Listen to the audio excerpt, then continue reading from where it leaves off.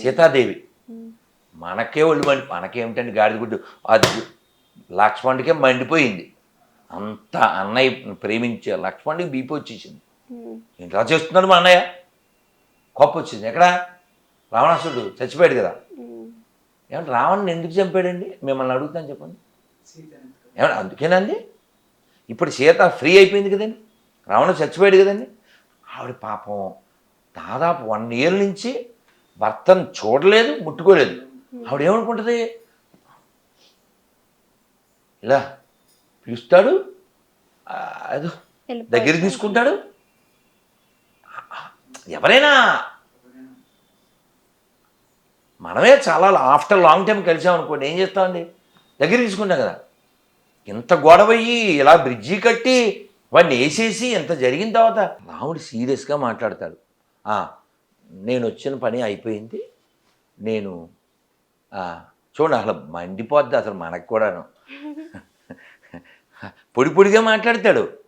అంటే మనకు కోపం రాకూడదు, మనకి కూడా మామూలు వాళ్ళం కాబట్టి మనకు కోపం వస్తుంది. ఇప్పుడు నేను రావణ్ణి చంపేశాను, ఇప్పుడు నువ్వు నీ ఇష్టం వచ్చినట్టు ఉండొచ్చు అంటాడు. ఎవరితో? బీపీ మామూలుగా వద్దండి అసలు ఎవరికైనా. నువ్వు కావాలంటే లంకలో ఉండిపోవచ్చు, విభీషణుడితో వెళ్ళిపోవచ్చు, భరతుడితో వెళ్ళిపోవచ్చు, లేదా నీకు నచ్చిన చోటుకి చూసి ఎలా అన్నావా, అట్టయ్యవా లేదా?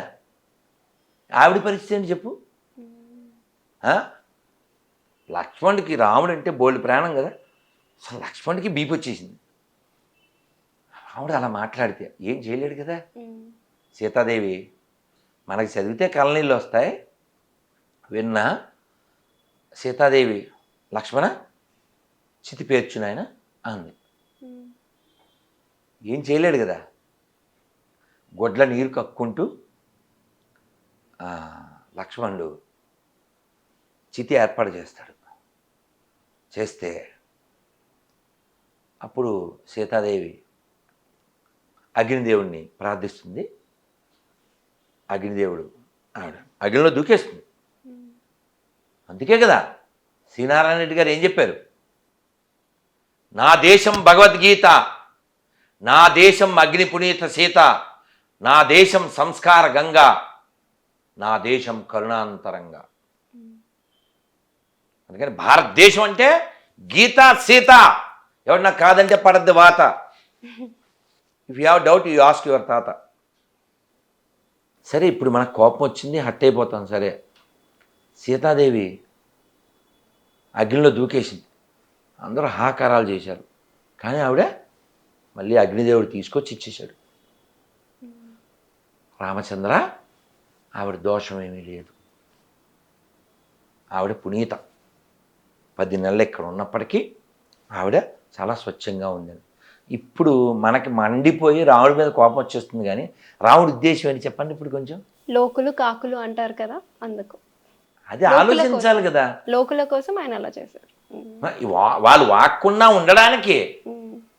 కానీ ఏం ఉపకారం అమ్మా, ఏం ఉపకారం, ఏమైనా ఉపకారం ఉందా? కానీ బాధ మాత్రం సీతమ్మ తల్లి పడింది కదా. బాధ పక్కన పెట్టు, నేను ఉపకారం ఉందా అన్నదేంది దేనికి. వాడు వాగాడా లేదా, ఇంత చేస్తే అంటే ఈయన బాగు చేయడం అంటే ఇంకా నీకు బాగా అర్థమయ్యేది చెప్పాలంటే మీరు మారరా, మీరు మారరు అదే కదా. వాడికి తెలియదా, వాగేయడమే, నోటికి ఎంత వస్తే అంత. మీరు చాగంటి గారి ప్రవచనం అంటే బలరాముడు కృష్ణుడు వెళ్తున్నారు మధురలో, వాడు వచ్చాడు. ఎవడు వాడంటే వీడే, ఈ వాగేడే వీడే, మళ్ళీ నెక్స్ట్ జన్మ వాడు వచ్చాడు. వస్తే వీళ్ళు కంసుడి ఆస్థానానికి వెళ్తున్నారు. రాజుగారికి వాడు ఆస్థాన వాడు ఇవ్వరా అన్నాడు బట్టలు. అబ్బే మీరు పల్లెటూరు నుంచి వచ్చారు, ఎవడంటాడు మళ్ళీ ఇదే. అప్పుడు వాగాడిగా అమ్మవారి మీద. ఇంక ఇప్పుడు బలరాముడికి మండిపోయి వీడికి జన్మ మారింది కానీ బుద్ధి మారలేదు, వీడికి తల మార్చేయాల్సిందే. కృష్ణుడు చేత్తో ఒక్కటన్నాడు అంతే, పిస్ట్ అంటారు కదా, అంతే తల మారిపోయింది. అంటే అంత నోటి దూల, అంటే పొగరు అన్నమాట. పొగరు తెలిసి మళ్ళీ మీరు కావాలంటే యూట్యూబ్లో చూడండి, కామెంట్లు పెడతారు. అసలు నేను కోపం వచ్చి నువ్వు ఏది పెట్టావో అది నిరూపించకపోతే నీ పుట్టుకను అనుమానించాల్సి వద్ది అని ఫోన్ నెంబర్ పెడతా. అది ఫోను చేయడు, రిప్లై ఇవ్వడు. అది ఉత్తే అనేటివే అంతే. కాబట్టి అలా ఉండకూడదు.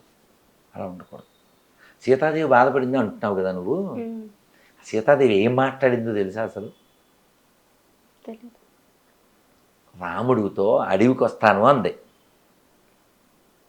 రాముడేమన్నాడు? అబ్బే నువ్వు అక్కడ నడవలేవు, అక్కడ పావులు ఉంటాయి, ముళ్ళుంటాయి, రాళ్ళుంటాయి, దెయ్యాలుంటాయి, పెద్ద పెద్ద జంతువులు ఉంటాయి, పైతాన్లు ఉంటాయి, సైతాన్లు ఉంటారు. ఇన్ని చెప్పాడు లెక్చరు. ఆవిడేమని తెలుసా, మీరు అడవిలో నడుస్తుంటారు కదా, మునులు దర్భలవి కోస్తారు హోమానికి, దానికి వాళ్ళు చేసుకునేటువంటి యజ్ఞ క్రతువులకి.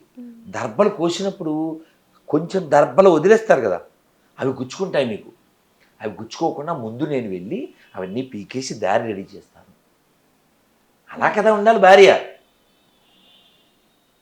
అన్నీ బెల్ల మీద ఉన్నాయి, నేను ఇవాళ ఏంది వండలేదు, జొమాటోలో టమాటా బాత్ తెప్పించుకుందంటే మళ్ళీ హట్ అయిపోయి కామెంట్లు పెడతారు. పెడితే పెట్టను. కానీ భార్య ఎలా ఉండాలంటే సీతాదేవిలాగా. ఇంకా అసలు ఆవిడకి ఒళ్ళు మండిపోద్ది అసలు అయోధ్యలో ఉన్నప్పుడైతే. ఇవన్నీ ఎక్స్ప్లెయిన్ చేద్దాం. అవన్నీ కోస్తాను, అవన్నీ తీస్తాను, మీరు నడిచేదానికి దారి రెడీ చేస్తాను, ఇన్ని చెప్తే ఈయన మాత్రం వద్దు, ఇక్కడే ఉండు, పొద్దునే లేటుగా లేవకు, భరత అని పేరు పెట్టి పిలవకూడదు, మహారాజాని పిలవాలి. అసలు ఈ ఉపన్యాసం నాకెందుకు ఇస్తున్నాను? ఆయన ఉద్దేశం ఏంటి? ఈవిడ ఇక్కడ ఉండాలి, ఈయన సింగిల్గా జంగిల్కి వెళ్ళిపోతా అంటాడు. ఈవిడేమంటుంది, అసలు నువ్వు కష్టాలు అవి పడవలేవు అడవిలో అంటే. ఈవిడేమని తెలుసా, మండిపోయి అసలు మా నాన్న పొరపాటున పురుషుడు అనుకుని స్త్రీకి ఇచ్చి పెళ్లి చేయడు. ఎవరిని చూసావు, నువ్వు తెచ్చావు నువ్వు అని అలా అనొచ్చా అని అడిగావు అనుకో, నువ్వేమంటావు? నువ్వు చెప్పు, అనొచ్చా అని అడిగానమ్మా, చెప్పు. ఆ కాలంలో కాబట్టి సీతమ్మ తల్లి అయితే అనుండదు. నీ మొహం నేను చెప్తా చూడు, చాగంటి గారి భాషలో చెప్తా. ఓకే, అనొచ్చా అంటే అందరూ నీలాంటి వాళ్ళే కదా అక్కడ ఉండేది, నాలాంటి వాళ్ళే కదా, అనకూడదు అంటారు.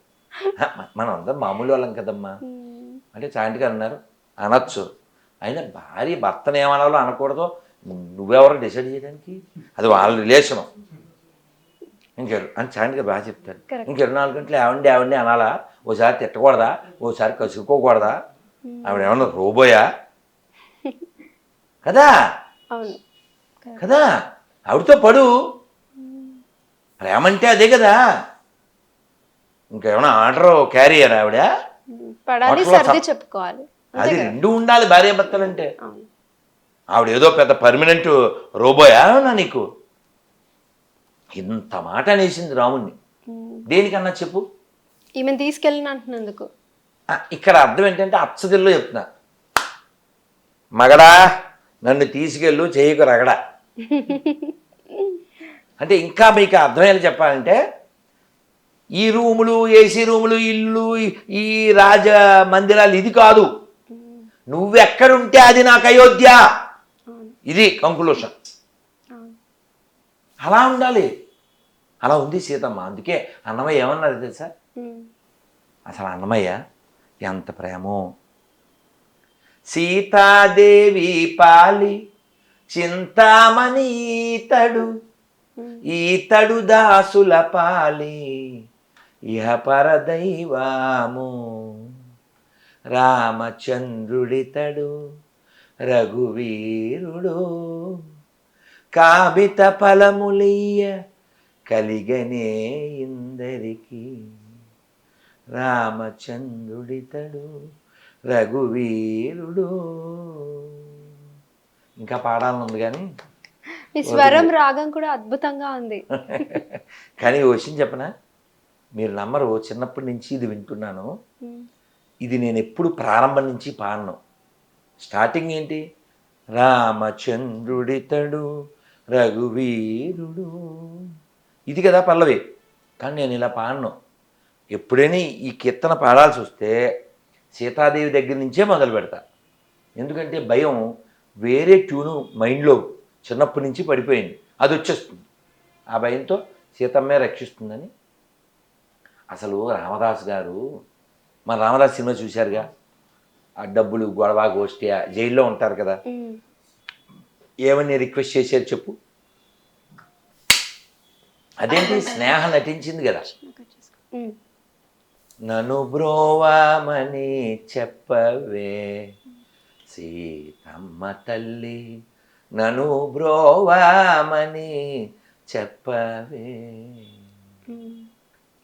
జనకు నీ కూతురా జననీ జానకమ్మ, నన్ను బ్రోవామని చెప్పవే. ఏంటిది పిటిషన్? ఎవరికి?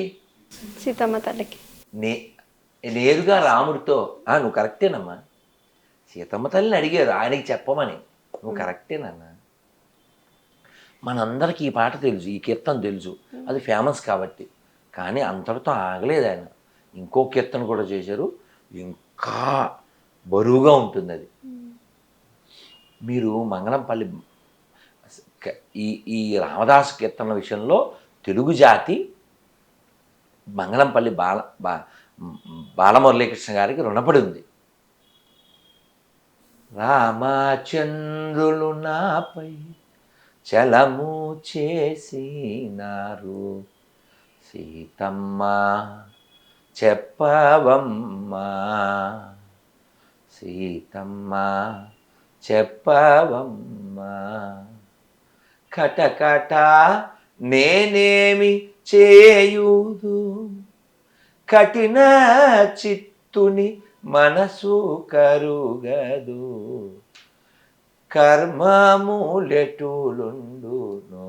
కదా, రామచంద్రుడు నాపై చలము చేసినారు, సీతమ్మ చెప్పవమ్మా, సీతమ్మ చెప్పవమ్మా.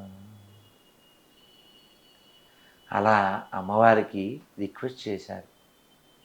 అలా అమ్మవారు చెప్పారంట, స్వామి వాడిని ఆదుకోండి అని. ఇన్ని రోజులు ఏం చేశావు అన్నారట రాముడు గారు.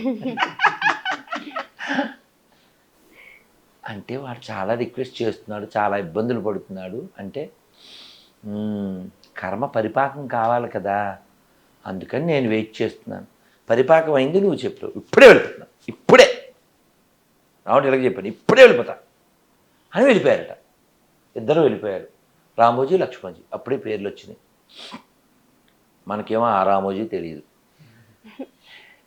ఆయన వెళ్ళిపోయి అవన్నీ ఇచ్చేశారు ఆయనకి. ఆయన పేరేంటి, తానీషాకి బాకీ ఉన్నాడు కదా రామదాసు.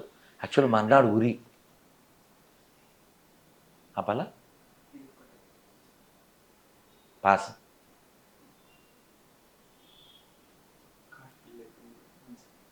ఓ జోక్ చెప్తాను ఈ లోపల. ఫోటోషూట్ చేస్తుంటారు, తీరా ఇది జోక్ చాలా ఇంపార్టెంట్ జోక్. ఫోటోషూట్ చేస్తారు. ఫోటోషూట్ చేసినప్పుడు 30 లక్షలు పెట్టి ఆడు ఎవడో ఏర్పాట్లు చేసుకున్నాడు, హెలికాప్టర్ నుంచి కిందకి దిగినట్టు అమ్మాయిని క్యాచ్ చేసుకుంటే. ఈ దరిద్రుడు తిట్టకూడదు కానీ ఫోటో అలా గాల్లో క్లిక్ మనాలిగా అయిపోయింది. అప్పుడు చెప్పాడు, సార్ ఆ తెర తీయలేదండి. 30 లక్షలు